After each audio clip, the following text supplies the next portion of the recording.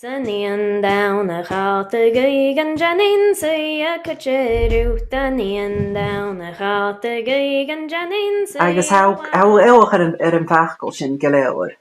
Ha. Dé ha si a cílach go. Well, I mean, go bhfuil go leabhar agat a chun rút an bí an G a go leabhar de dí agat.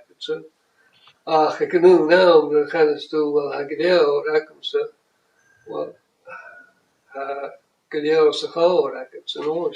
We shouldn't be limiting our personal development. We shouldn't be limiting our cultural creativity. But we should be. We really do need to limit. We need to live within the ecological capacity of the planet. I just had this one day when I just thought, oh, I don't really need anything. I need enough to eat. I need stimulation. I need all those things. And that was a very pivotal moment for me. Like that never changed after that. I think no matter what I had after that, or what I could have had after that, was always colored by that one moment. Edible for me, it means that you go to the either to the river or the waters, or go to the woods and provide food for yourself and for the family, mostly. So you had to have those skills.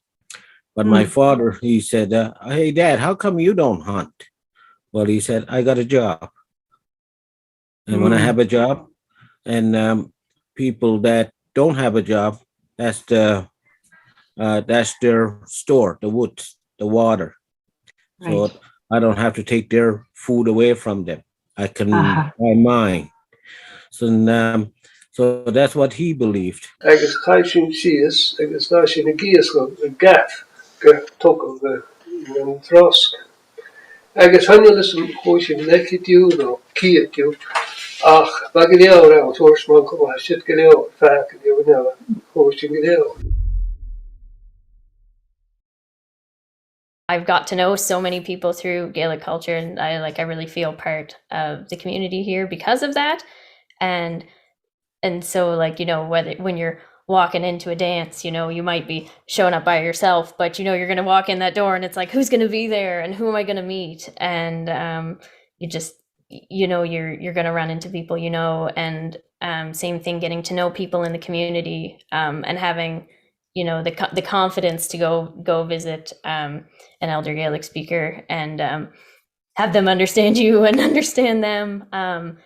The first few times you do that, it's pretty amazing, and it just keeps getting better the more you do it. And same thing with folks in the community that might not be Gaelic speakers. I learned so much from going to visit them too. So making those connections, it's been really special for me. Take your pick, you know. I mean, there's just when it comes to Gaelic, there's just so many happy. There's been so many happy moments that have been based around Gaelic, or where I felt part of a community, I suppose. We decided to sing the Blue Mountains Lullaby for like our final little concert for Nagashki. And it just felt so harmonious, and as like, it felt like we were our own little community, and it felt like we were strengthening the Gaelic language, the little group of, I don't know, maybe 15 to 20 of us, and it just felt beautiful. I'm so grateful that even Rosie's father and my aunts and my uncles helped me how to do hunting and fishing and take care of the animals and make wood, get basket strips and all that. We all work together like that. And if I needed something else, I went to ask other people around me, my godparents, and they would help me there to or I need you to get wood, to get firewood. So they made me feel important. Use the word time. Time was looked at differently. And Angus alluded to TV, and, you know, we have internet and all the rest. But it really was, you know, at the end of the day, people made more time for things. And so if I went to my grandmother's to play tunes, you weren't going for a lesson or anything like that. You were going, first of all, you did your visit, then you did some tunes, whenever that started. Then someone came in and they might jump on the piano, my Uncle Angus, Don Angus, or my Aunt Joan, who lived in the house, might jump on the fiddle and then jump on the piano. And then, of course, you made time to have, you know, your tea and cheese and biscuits or whatever it was.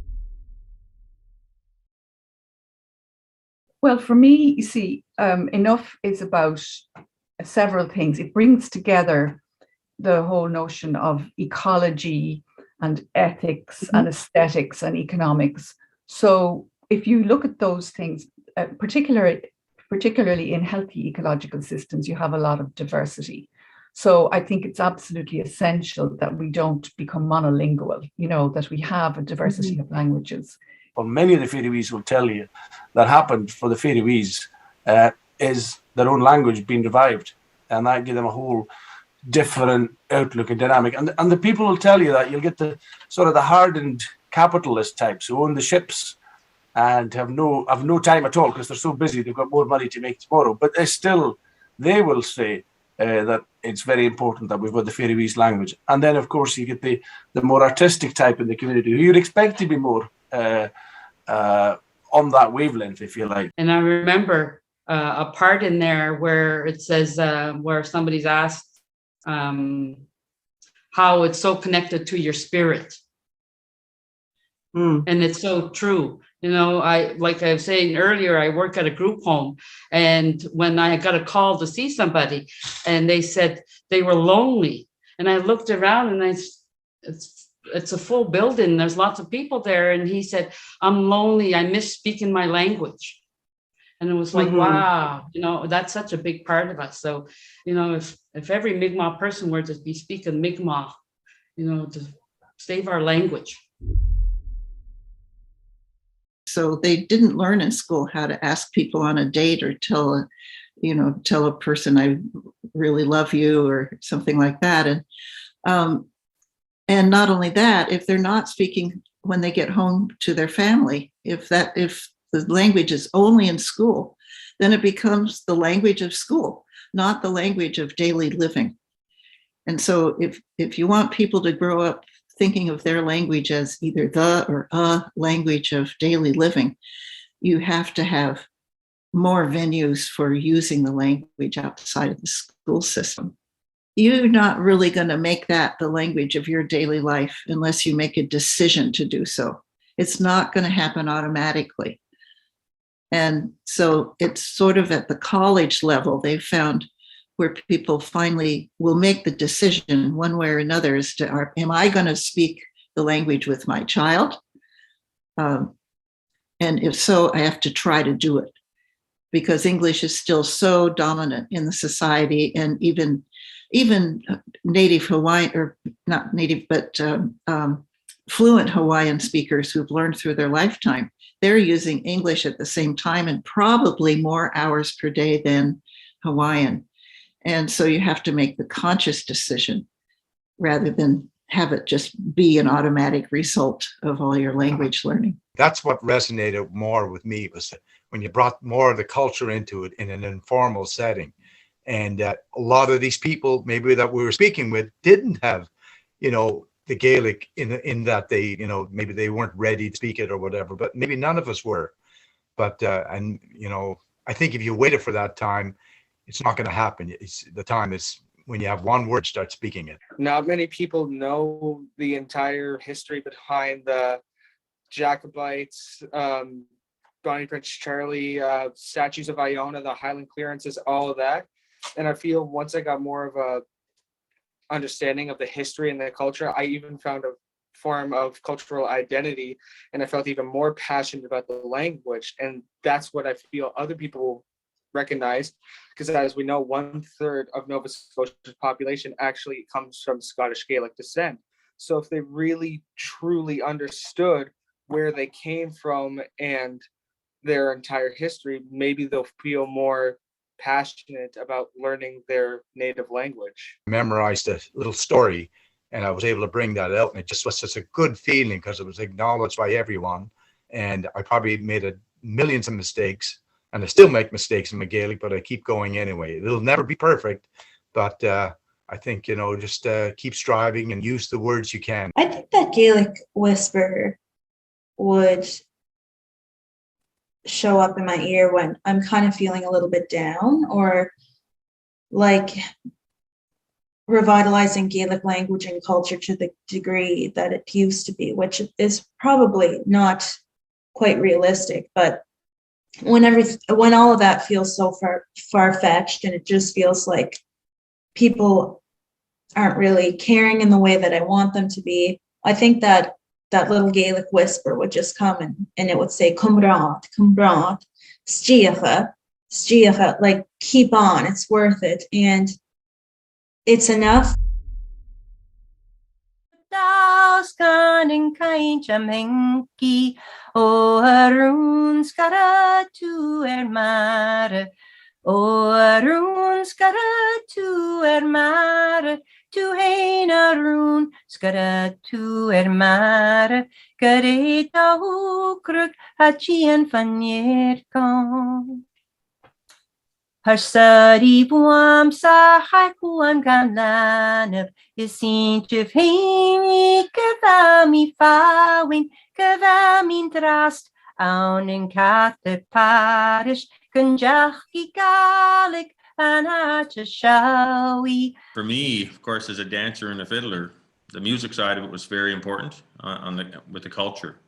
And there was a couple of things that were I was thinking about, and one was remembering, being dancing with my mother and standing on her feet, and I was only small, little fella, but I was learning timing. So the timing wasn't taught to me by a fiddler or anything like that. It was taught to me by my mother in the kitchen, and the feel of it. And I guess when I think of Gaelic culture, I think it's about the feel of it. It's very organic. It was very natural. Well, the importance of music was one thing that was really big. And when I was at the workshop, people were singing all the time. They had the milling table and the milling cloth, and they were doing the milling songs, and they stayed up all night singing and dancing. Dancing around, spinning around, just not a care in the world. And I just felt very, I felt grounded, but I was just like, I could jump up to the clouds at the same time. When he was going to school in Rear Christmas Island, he was punished at school for speaking Gaelic. And what got him really mad was that the school teacher was a fluent Gaelic speaker from the neighborhood. And after her putting him in the corner with his nose to the wall for speaking his own language at school, which every other child, that was their first language too, she would come every night to his mother's house to learn songs. She was a singer. And I agree, there's a huge lack of any kind of programming, especially for learners at a more fluent level. We have like some mentorship programs available, but in terms of things more organized and less self-directed, there's really not much available at all. And also for people who are teaching or people who want to be teachers, there's not a lot of training available and professional development, either for teachers in schools that want to improve their Gaelic or teachers in the community that want to keep improving their skills, and maybe training directed at teaching children versus youth versus adults. I think some aspects of my life would actually be a little bit easier because I wouldn't be as aware of the immense amount that we've lost, and I wouldn't be carrying that grief as heavily as I do now. And so because of that, that unawareness, I think in some aspects of my life, I would be going about things a bit easier. But I wouldn't trade not having that grief for the world, because it also makes me who I am. And it also adds another dimension to my life. If everyone in Mi'kmaq had what they needed, how would that make your daily life different? If especially if folks in your own community had enough, what would that look like? Oh my God. We'd have clean drinking water. We'd have sufficient housing. We'd have land. Because really, when you look there's a lack of a lot of things. Right? Those are basic things. There's not enough land base. This is a major thing. Even Wego, we put up around 60 houses for the past 2 years all over. We have 100 more, but we got no place to put them.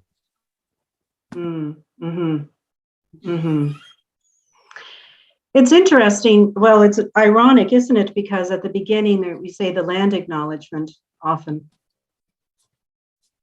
We're on this land, but we don't own the land. I can't even imagine what that would have been like, say, if my life had taken a different turn and it didn't lead me to Cape Breton Island. It's unimaginable because it's really the elder Gaelic speakers have kind of led my journey in a way that they are why I wanted to learn Gaelic. It wasn't so much about the language as being with them. When I first darkened your door, we traveled back in time. I met people more real than flesh and bone. Shani Vichel, Dal Wawistervod, Ian Anash Edachet. Their names, like magical incantations, I asked you to repeat them again and again. Your people dotted the hillsides and filled the glens. They cut hay with horse-drawn mowers, winnowed oats in the wind, planted and butchered by the moon. I saw planting frolics, wood frolics, and millings. No one worked alone. I saw Sunday visits and evening prayers, fished the rivers and filled barrels with Gaspereau and salt. We traveled the storied landscape together, where each hill and stream had a name. Angwansk, Ambada and Moor, and Topurgarat. Walked barefoot to Egypt, bringing cattle to summer grazing. Listened to Hussey regale children in Gaelic with ancient hero tales. This was your world, and it became mine too, one I could visit from time to time at least. When Vincent left, your world became cloudy and vague. The hills grew quiet, and so did you. I could see you becoming lonesome for your people. But without you, where are they now? Avanti Nian, Awastudvik, Awastudoik. Are the glens still full of characters? Do the hills still have names?